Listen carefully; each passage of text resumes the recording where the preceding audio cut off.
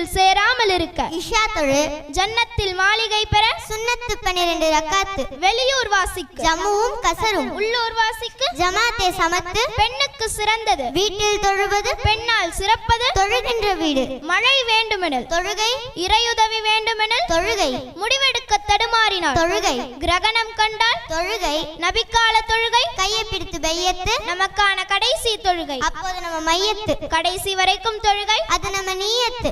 ஓஹோ, தொழுகையிலிருந்து ஒரு முஸ்லிமோட வாழ்க்கைய பிரிக்கவே முடியாது போல இருக்கே. சரி சரி.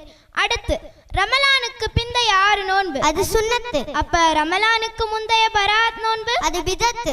ரமலான் நோன்பை துவங்க வானில் பிறைப்பாரு, பெருநாளை அடைய வானிலேயே பிறைப்பாரு. பிறையை கண்டால் அம்மாதம் 29 நாட்கள், பிறை தென்படாமல் போனால் அம்மாதத்தை 30 நாட்களாக பூர்த்தி செய். ரமலானை அடைந்தால் நோன்புவை, நன்மைகளை அதிகரிக்க அமல்கள் செய். இன்னும் வேண்டும் நன்மை என்றால் தர்மம் செய். நீயத் என்பது மனதில் நினைப்பது, உண்ணுதலும் பருகுதலும், நோன்பை முறிப்பது. உடலுக்கு பாதிப்பினர் நோன்பை விடலாம், உயிரே போனாலும் ஈமானை விடலாகாது. சஹர் நேர உண்ணல், அது பரக்கத்து. நோன்பாளியின் வாயிலிருந்து வாடை, அது கஸ்தூரியின் நறுமணம். ஃபித்ரா என்பது பெருநாள் புரட்சி. உலகில் சிறந்த பள்ளிகள் காபாவும் நபவியும். பெருநாளில் நபி அவர்கள் முசல்லா எனும் தொழும் திடலில் நரகத்தில் அதிகம் பெண்கள் சுவன